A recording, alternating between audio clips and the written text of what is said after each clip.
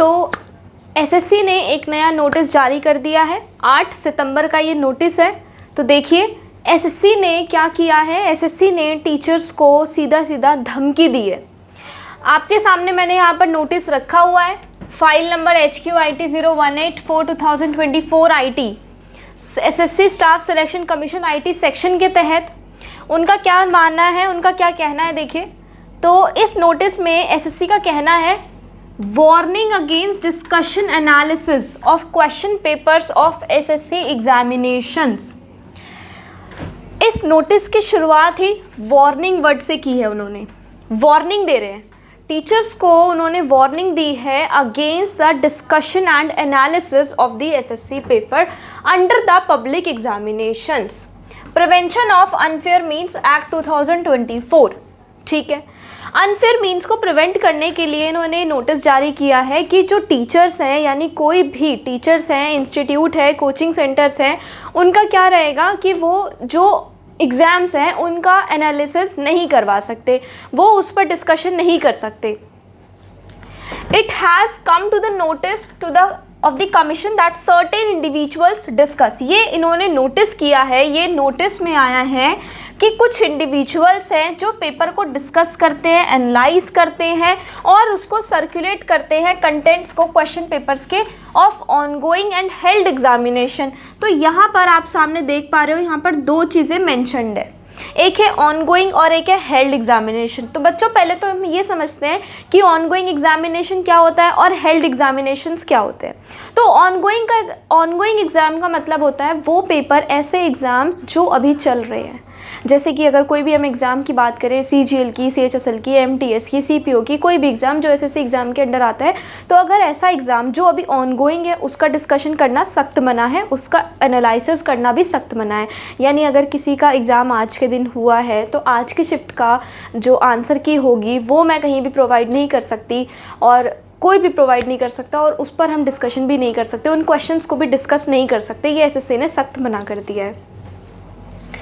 यहाँ पर दूसरा वर्ड आप देख पा रहे हो, हेल्ड एग्जामिनेशन। तो यहाँ पर ऑनगोइंग एग्जामिनेशंस का तो थोड़ा सा लॉजिक है, समझ में आता है, बट ये हेल्ड एग्जामिनेशन यानी जो पेपर हो चुके हैं उनके क्वेश्चंस को भी एनालाइज करना, डिस्कस करना मना कर दिया है इस नोटिस में। अब ऐसा हुआ क्यों?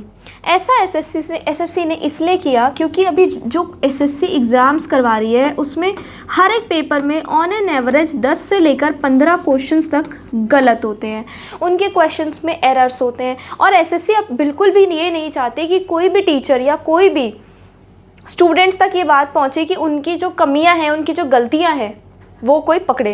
अब अगर एग्ज़ाम का जो पेपर है वो एनालिसिस होगा, उसका एनालाइज किया जाएगा, उसकी आंसर की प्रोवाइड होगी, उसको सॉल्व किया जाएगा, बच्चों के साथ शेयर किया जाएगा, तो जो क्वेश्चन में गलती की गई है उसको भी पकड़ा जाएगा, वो गलती भी निकल के आएगी एसएससी की। तो एसएससी ये नहीं चाहती, इसलिए एसएससी ने ये नोटिस जारी कर दिया। ठीक है, all such activities are strictly prohibited. तो इन सभी एक्टिविटीज़ को स्ट्रिक्टली प्रोहिबिटेड कर दिया है under the provision of the public examination prevention of unfair means act 2024, PEA act 2024 के तहत।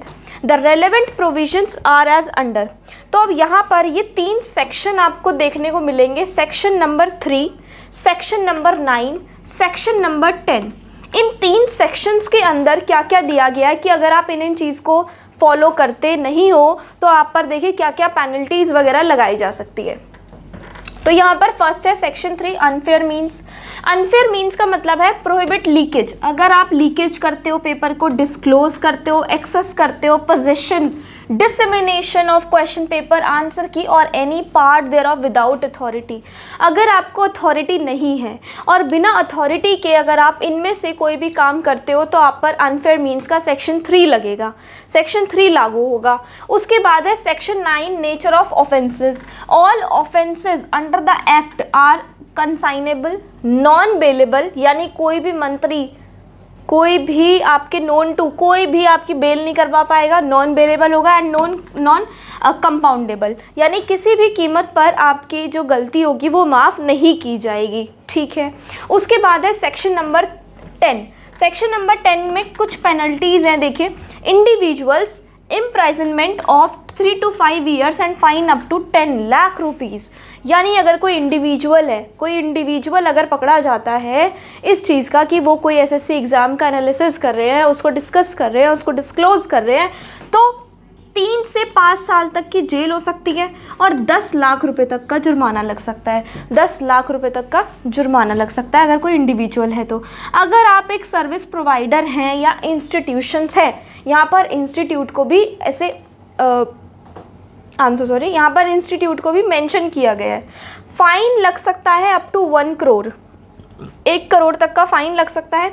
डिसक्वालिफिकेशन फ्रॉम फ्यूचर एग्जामिनेशन से डिसक्वालीफाई किया जा सकता है। एंड रिकवरी ऑफ कॉस्ट, और जितनी भी कॉस्ट लगेगी उसकी रिकवरी भी उसी इंस्टीट्यूट से की जाएगी। यानी पेपर को बनाने में, पेपर को कंडक्ट करवाने में जो भी कॉस्ट लगती है उसकी जो भरपाई है वो भी आपको करनी पड़ेगी। ठीक है, उसके बाद है organised crime. So imprisonment of 5 to 10 years and fine of not less than 1 crore. तो वही चीज़ है कि 5 से 10 साल तक की आपको जेल हो सकती है और 1 करोड़ तक का आपके ऊपर जुर्माना लग सकता है। अब मेरे को ये बात समझ में नहीं आ रही कि अगर एसएससी को कोई बच्चा, कोई स्टूडेंट घर में एक कोने में PYQ की किताब पढ़ता पाया गया तो उसके साथ ये क्या करेंगे? आप कमेंट करके बताइएगा आपको क्या लगता है कि ये जो नोटिस आया है क्या ये सही है या इसमें कुछ चेंजेस आने चाहिए, या फिर आपके अकॉर्डिंग ये नोटिस सही नहीं है। आप अपना जो भी आपकी वॉइस आपने रेज करें कमेंट सेक्शन में। अकॉर्डिंगली ऑल कंटेंट क्रिएटर, अच्छा जी, यहाँ पर कंटेंट क्रिएटर्स की भी बात हो रही है, सोशल मीडिया प्लेटफॉर्म्स की बात हो रही है, और सारे individual are hereby warn not to indulge in discussion. तो उनको वॉर्न किया जा रहा है कि किसी भी तरह के डिस्कशन में ना आए, किसी भी तरह के एनालिसिस ना करे और किसी भी तरह का डिसमिनेशन ना करे of SSC examination question papers और their content in any manner. तो एसएससी एग्जाम्स, उनका कंटेंट, उनका क्वेश्चन पेपर्स को क्या करें, बिल्कुल भी एक्सप्लोड ना करें। Any violation will invite strict penal action under the above provisions of the PEA Act 2024 in addition to other applicable laws. The commission appeal, commission जो है वो अपील करती है to all candidates and stakeholders to cooperate in maintaining the sanctity of examinations and to refrain from the engaging with or promoting such prohibited content. Under Secretary of the Government of India 8/9/2025 का notice है ये। तो देखिए, ध्यान रखिए, अच्छे से आप अपनी प्रिपरेशन करें। एसएससी में एक समस्या ख़त्म नहीं होती, दूसरी समस्या आ जाती है। बट अगर आप एक कैंडिडेट हैं तो आपको इन सब चीज़ों को इग्नोर करना है। जो होना है वो तो होके ही रहेगा। आप अपनी तैयारी अच्छे से करें, अच्छे से एग्ज़ाम दे करके आए। इसी के साथ अब मैं आपको बताती हूँ कि एसएससी ने कहा था कि भाई जैसे जैसे हमारा हो जाएगा ना सारा, तो हम क्या करेंगे, हम नोटिस में बता देंगे जब सारी चीज़ें हो जाएंगी। एसएससी ने बिल्कुल वही किया है। एसएससी ने एक और नोटिस निकाला है, देखिए इसमें ये क्या कह रहे हैं। कंबाइंड ग्रेजुएट लेवल एग्जामिनेशन का ये नोटिस है जो 2025 में होने वाला है। Information regarding city of examination and admission certificate, please refer to the notice of even number dated 3/9/2025. The computer based examination relating to combined graduate level exam are being conducted by SSC at 260 centers spread over 129 cities across the country. 260 centre इन्होंने बना दिए हैं exam के लिए CGL के, जो कि total 129 cities में कंट्री की फैले हुए हैं। फ्रॉम 12 सितंबर टू 26 सितंबर, तो 12 सितंबर से लेकर 26 सितंबर तक जो SSC CGL है वो कंडक्ट होने वाला है। टोटल 28 लाख बच्चों ने इसमें पार्टिसिपेट किया। टोटल 28,14,604 बच्चों ने फॉर्म भरा है, लेकिन जो अटेंडेंस होती है वो 11-12 लाख के आसपास ही होती है। इतनी अटेंडेंस तो मिस होती ही है। have registered for the exam and have been allotted test centers based on their options exercised during the application process. इनका मतलब कहना ये है कि जिन बच्चों ने अपनी फर्स्ट, सेकंड, थर्ड चॉइस पर जो सेंटर्स लिए थे, 93% कैंडिडेट्स को तो उन तीनों में से ही जो एग्ज़ाम सेंटर है वो अलॉट कर दिया गया है। यानी 93% बहुत होता है, 93% बिल्कुल सही है। 7% थोड़ा बहुत बचा है, तो इतना तो हमें कह रहे हैं झेलना पड़ेगा। ठीक है, तो जो हम जब एग्ज़ाम भरते समय हम लेते हैं ना कि फ़र्स्ट, फॉर एग्जांपल मैं दिल्ली से हूँ तो फर्स्ट मुझे दिल्ली में चाहिए, सेकंड मेरा कोई रिश्तेदार जयपुर में रहता है, मेरे वहाँ से अवेयर मतलब हाँ पता है कि कैसे करना है, वहाँ उस थोड़ा गो थ्रू किया हुआ है, तो सेकंड मेरे को वो वाला सेंटर दिया जाएगा अगर दिल्ली में नहीं होगा तो, एंड देन थर्ड जो भी आपने लिया होगा वो होगा। The remaining candidates have been allotted centres in nearby places. अब जो 7% कैंडिडेट्स बच गए उनको उनके एड्रेस के अकॉर्डिंग नियर बाय में प्लेस कर दिया गया है। Average of the distance between the application address and the city in which centres have been assigned in respect of this candidates is about 168 kilometre. तो 168 किलोमीटर के दायरे में 168 किलोमीटर के दायरे में उनको जो है एग्ज़ाम सेंटर अलॉट कर दिया गया है। तो आज की मुझे वीडियो में यही आपके साथ शेयर करना था। कमेंट करके ज़रूर बताइए इस नोटिस के बारे में आपका क्या कहना है। Thank you so much.